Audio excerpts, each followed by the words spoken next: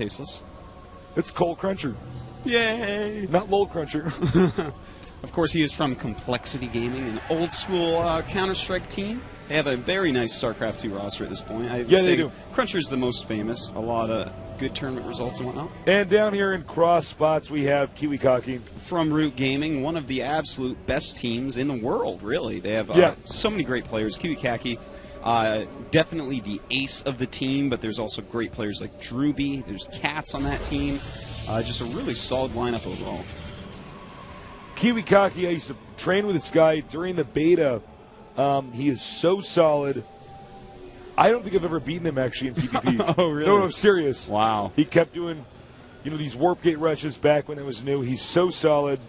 He's got a lot of builds, too, Tasteless. That's something that we have said over and over. He is the mad scientist of Protoss. You really got to respect the guy who's got quite a toolkit. Yeah. You're one of these guys, too, actually. You got so many different builds.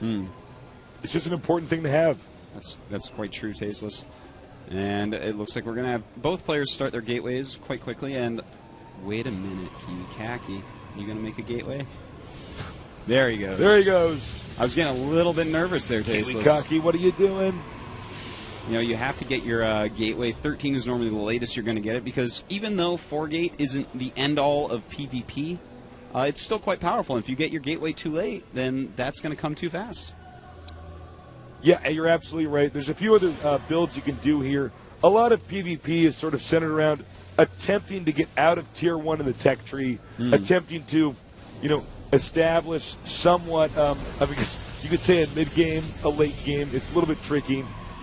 Quite true. Now, before this gets going too fast, Tasteless, I do want to tell everyone, guys, we've almost been trending the MLG on Twitter. Let's give that another try. Please, please, please go to Twitter. Make your account, follow MLG, Artosis, and call me Tasteless.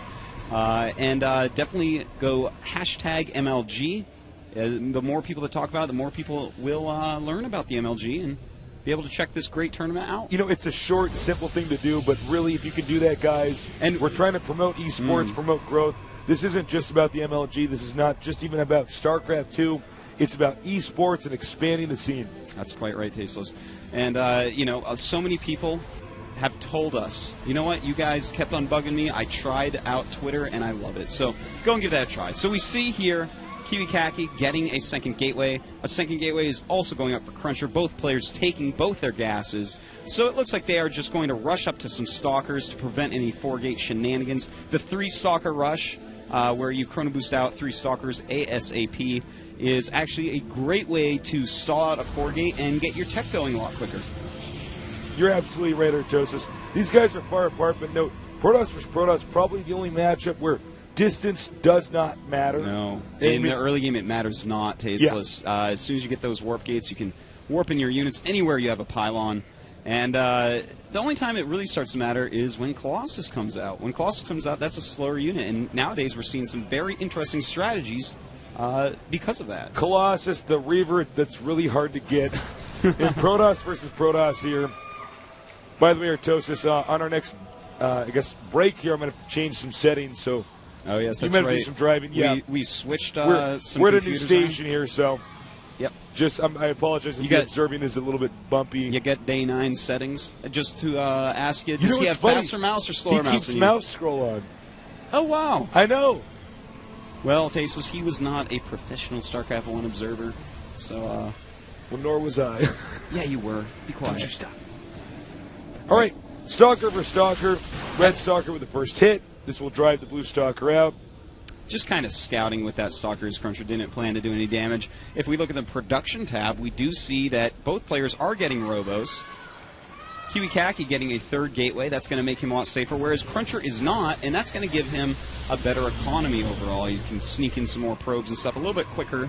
But, of course, it's a risk, man. I mean, if your opponent goes for a 4-gate, you might not be able to hold with those 2 gates. I've heard a lot about Cruncher. This is actually my first Cruncher cast. Oh, that's true, isn't it? Yeah, I've never casted Cruncher before. I've heard a lot of good things, though. I'm curious to see, how he's going to do against kiwikaki. kiwikaki, I really got to hint to this guy. His builds are so good. If you're going to copy one player's builds and try to understand the game, kiwikaki has such insight. Yeah, you got to respect it. You know, it's a different insight, though. You know, he doesn't really look at the game like other people. He does. He sees it in a different way. He certainly does, and that's always very interesting. He's one of my favorite Protosses to actually watch and to cast because of that. Well, the good thing about casting a kiwikaki game is I know I'm going to have a good build. I can steal by the end of the cast, whether it works or not. Yeah. He's so good. Now, Cruncher, because he only got those 2 warp gates, he did make the Immortal that we just saw at the ramp. Oh, there he is again. Kiwikaki just getting out his Observer and then an Immortal himself. Over here in Kiwikaki's base, we also see an Immortal. 1 Sentry, 4 Stalkers, and 3 Zealots. We also see Robotics Bay coming up, and tasteless. A Warp Prism for Kiwikaki. I love Warp Prism play. Seeing Warp Prism play. This is the future of this matchup. Oh, I'm getting chills, man. Yeah. This is actually so cool. You know what most StarCraft players haven't caught on to? Is that you can actually just drop a few Zealots into a mineral line, and that's almost as good as, you know, it's almost like the modern StarCraft 2 Reaver drop, if you will. It doesn't blow up everything like with the probes or whatever, but it does enough damage that it changes where the workers are going to be. They have to relocate. Quite true, tasteless. Yeah. Now, you know, one thing I love to see, well, Kiwikaki right now is getting his Warp Prism, an expansion for Cruncher. Cruncher, by the way, has pumped out another Immortal.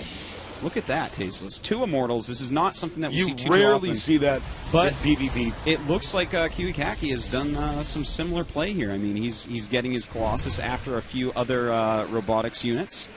And Kiwikaki not expanding yet. The Warp Prism going over. And this is going to be very interesting. The Warp Prism, can he do some harassment and then maybe run up and kill the Nexus in the natural? I don't know. We're going to have to see. Well, tasteless. I think Cruncher might be in trouble. This is to compare this to StarCraft 1, this is the moment where the Protoss, if you're in PvP, sends the Reaver in to the front, drops it in the back. The other guy went 2-gate, expand. Yeah. He doesn't have enough stuff to defend everywhere. We'll see, though. A lot of this depends on whether or not the Warp Prism is shot down. Now, if we take a look right there, we do have the Colossus of Kiwikaki. He is getting some more Colossi as well.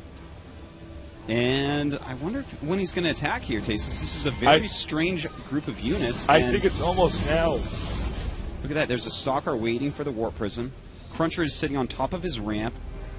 You know, this is a perfect example of a game where you're going to learn exactly, how the matchup works based off it. Here we go. We have an attack coming in. He waited for Thermal Lance so that he can start microing with that Colossus, something Kiwikaki loves to do, loves to poke with his Colossus, which has range quicker than Cruncher's because Cruncher got that fast expansion. That is some beautiful micro right there. It truly is, Tasteless. Just softening everything up. This is a very stressful moment for Cruncher. His Thermal Lance is not even half done at this point. So he's going to really have to use all his Chrono Boost to get out some extra units and survive. He's got about 2 more minutes of hell here.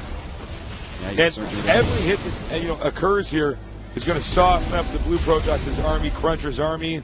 This is some really stellar micro from Kiwikaki.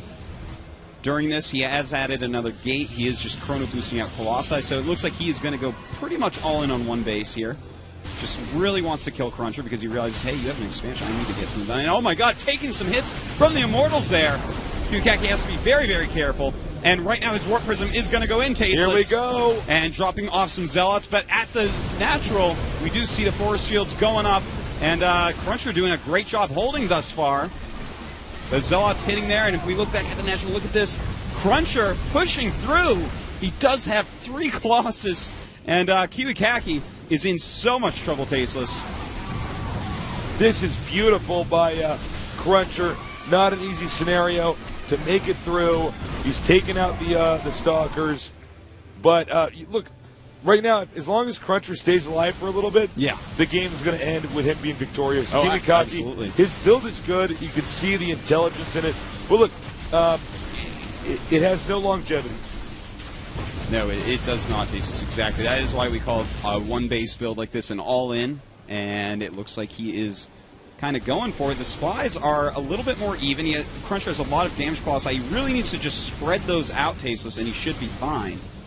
But he has to spread them. Exactly. Both these Colossi taking some heavy damage here. He will use his Zealots to tank this. If Kiwikaki doesn't get in there and do some heavy damage, Oh, nice. Takes out a Colossus. Snipes one, but kiwikaki taking so much damage on his Colossi. Cruncher just keeps on pumping them out. You know, I don't know if kiwikaki can actually end up winning this Tasteless. It's getting dead. lopsided. It's 79 supply to 66. What do you think?